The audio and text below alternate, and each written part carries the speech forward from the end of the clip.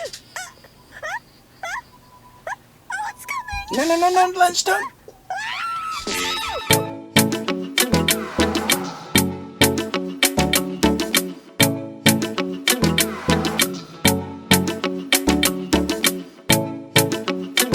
Hey, how's it going, guys? We're here with another video. This time we've got Lunch, the latest release for the Dragon Ball S.H Figuarts line. It's the first actual Dragon Ball figure we've had in a long time. I believe the last one was actually Chi-Chi. That's like September 2020. It's ridiculous, the pacing they're doing for these guys. I wish I'd speed it up, especially for Bandit Yamcha. Hopefully he'll be next, but I guess time shall tell. But yeah, let's take a closer look at the box here for Lunch. We've got the standard look of the packaging, and on the back we've got a nice selection of images for the figure. Now for Lunch herself, if you're pretty unfamiliar with her, it's kind of a split personality character. When she sneezes, she goes from her lovely charming blue haired self to the feisty blonde version. And yeah, so we've got both of those heads in here, which is pretty cool, so we can check those out shortly. If you are new to the Figuarts line in general, with Tamashii figures, they have the Tamashii Nation's quality seal these days, so it's a good way to spot a legitimate figure or not. In Japan, this is actually a premium Bandai release, and you've got the silver Toei sticker, but in USA and other regions it is just a standard retail release, so the box packaging may be a bit different.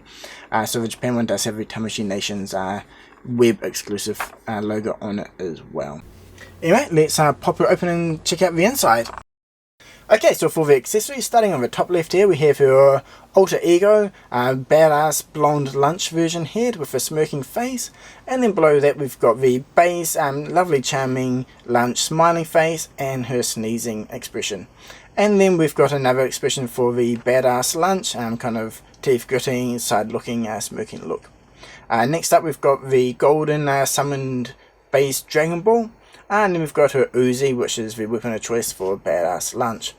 And then obviously we've got the main body there, and then we've got extra pairs of hands. We've got two opened hand ones, one for holding the Uzi, and then another gripping hand as well, again for holding the gun and so forth. So she's pretty light on accessories in general. If you've got the original Dragon Ball Bulma figure, it's very similar to that in terms of what you get and overall sizing. Anyway, let's pop her out and check out the figure in closer detail and articulation. Okay, so we've got Lunch out of her packaging here. Basically, when you look at her, she looks very similar to the Bulma, but there is some subtle differences in the joints, which we'll go over shortly. But first, let's take an overall look at her. You'll notice on her waist here, her hot pants are kind of split into two parts. So you got one part attached to the legs for the hip, which gives her a lot nicer range of movement compared to the Bulma figure, which is all one solid piece. It does look a little bit odd on the back, but when you think about why they've done it, I feel like it's a good choice. And overall, if you're not paying super close attention to the seams, it does look good. The detailing on her shoes are pretty damn amazing. They look really good. It looks like a nice yellow tongue with her laces. And then on her hair, she's got lovely texture as well. And this top part actually does move. So you do have some articulation in the hair, which we'll take a closer look at that shortly.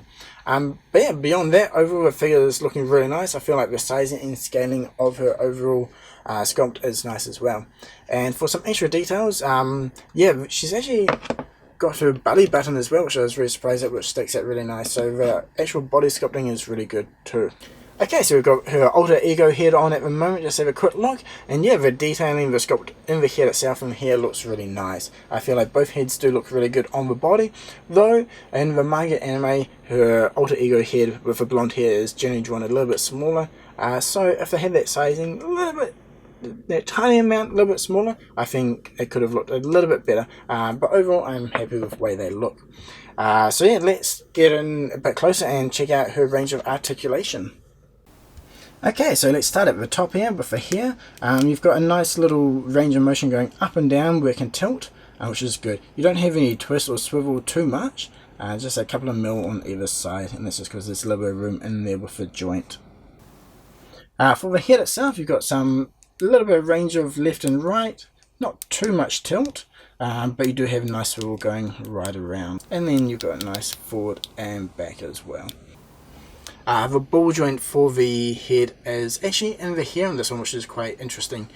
So it does allow you to change your head really easily, and does give you a little bit of extra range as well if you want to look down. Moving on to the arms.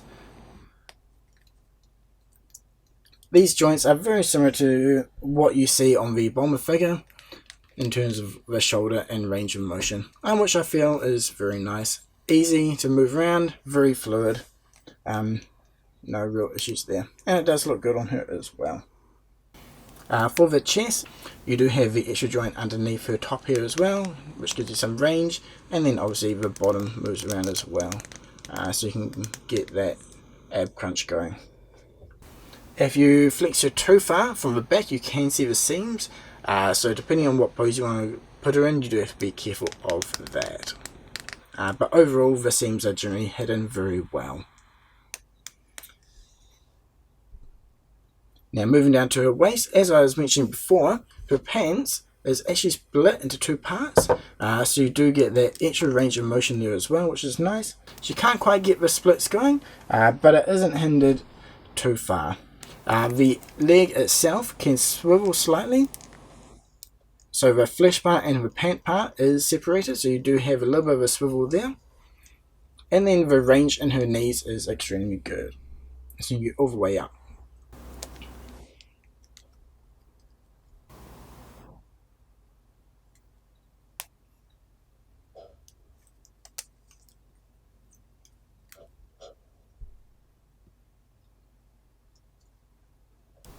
Moving down to the feet and the ankles, you have extremely good range of motion on her feet here, where her shoe can swivel all the way around from left to right, as well as up and down, and then you got your usual left and right as well.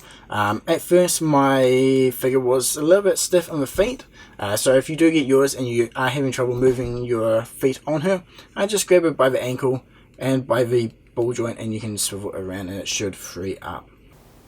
The tips of the shoes have a nice range of motion as well, so you can have her standing on her tippy toes to get into some different poses. For a quick comparison, I have the original Bulma release figure here, just to show you the slight difference in design. So on Lunch we had the split through the crotch area, whereas on Bulma her legs go straight up and underneath, so it does kind of hinder the articulation a little bit, though in terms of splits it is pretty similar. It's just nice having that extra range of motion going up and down on Lunch.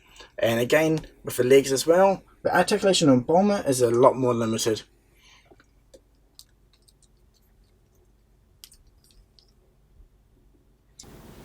Okay, so the articulation difference I believe is mainly due to the design in the way the legs and elbows connect up. On Bulma they're a lot more chunkier square, whereas on Lunch they are smaller and have a nice round design, which I believe allows her to get that extra articulation in. So this is most likely just an improvement in technology, since Bulma here is a few years old now.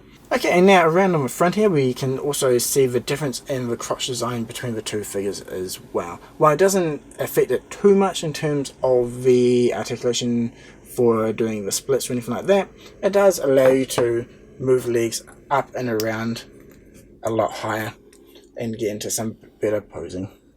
Okay, so now that we've checked out the articulation and compared it with the original Bulma, let's take a closer look at those faces she comes with. So this is the default face which is on her, just her happy, charming, smiling base form. I feel like the printing on this face looks really nice, and you've got a little subtle pink line for her lips as well. Next up is the open mouth, happy, smiling Lunch face. Again, this is the base form. Next up we have the iconic sneezing expression, which I feel looks really good. You got nice definition and lines and detailing on her eyelashes and eyebrows there as she's sneezing, as well as the upper and lower mouth. Okay, and this is the additional face we get for badass Lunch version, and she's just looking off to the side with a gritting teeth look, which is pretty cool. So before we check out the final face in close detail, let's pop the base head off. These come off extremely easy. You just have the base ball joint on the back over here. Then all you have to do is just line up the neck peg with the hole in the head, and it just pops right on. Nice and easy, no issues at all. And if we get it nice and close with the face, you can see it's excellently detailed as well. It looks really nice. That little kind of cheeky smirk is perfect for her. And if you want to change the facial expressions on either of the heads, all you do is just pop the bangs off. And then you can take the faceplate off. Each faceplate is secured by 3 pegs. So it's held in there extremely well.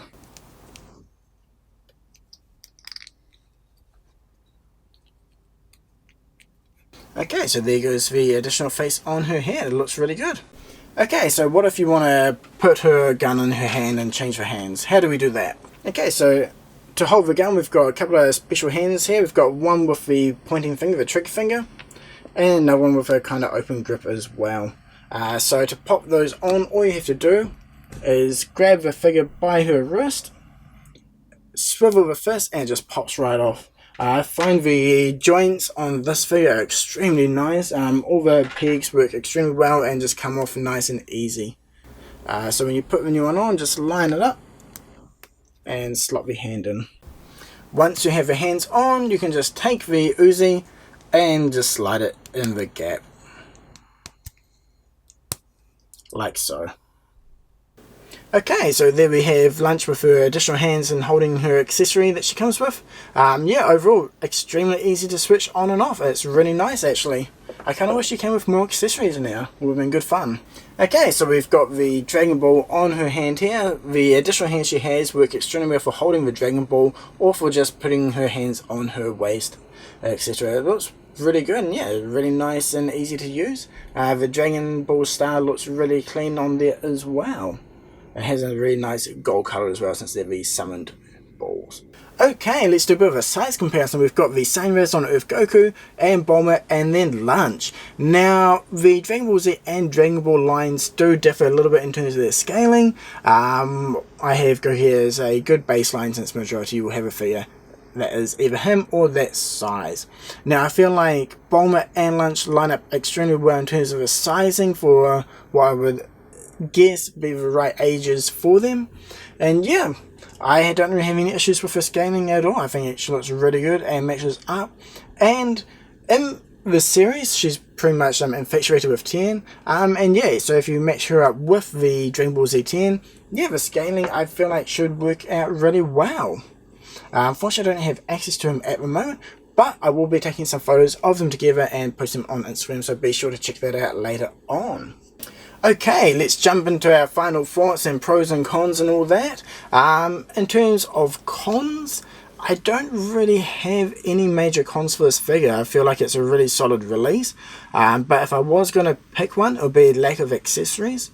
While she does come with a couple of expressions, the Dragon Ball, the one gun, and a couple of hands, I would have liked to seen a little bit more. Maybe some food props, since in the show she does do a lot of cooking, especially in the very start of Dragon Ball. Or maybe a wad of cash or anything like that for the badass version. Something like that could have been pretty cool. In terms of articulation and sculpting, I feel like, yeah, everything's all solid there. Though I'm sure a lot of people might complain about the way the plastic is molded for her rear end. You do see a bit of a big seam that comes down and around, though I feel like there's a really good trade-off to give you the extra range of articulation in the legs, and unless you're looking really closely you won't notice.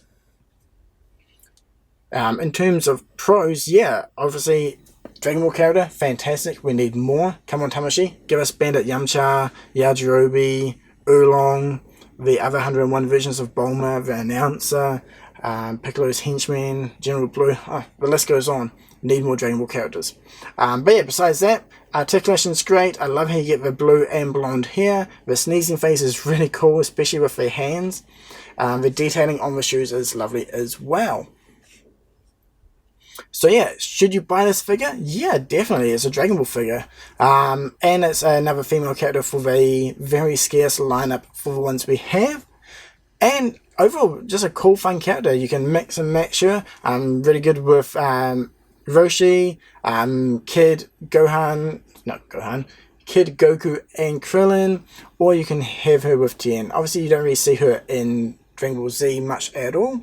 But yeah, up until then, she's a really cool fun character and worth putting in your collection. As I mentioned earlier, for the US she is going to be retail, so you will probably get quite lucky and get it on discount, because I don't think she's going to be a hot seller. I'm just going by past Dragon Ball releases in the US. So even if you don't jump on it straight away, yeah, definitely worth picking up down the road. I will be posting some extra photos of her on Instagram later, and some at the end of this video. Plus you can check out 360 images and those reference images on rockchala.com as well, which is linked in the description below. If you enjoyed this review, please do like and subscribe, and yeah, share it around other communities and other people that might be on the fence of buying this figure. Definitely worth grabbing. So yeah, if you do get it, post some photos, tag me on Instagram please. I'd love to check them out. Anyway, again, thank you very much for watching. Cheers!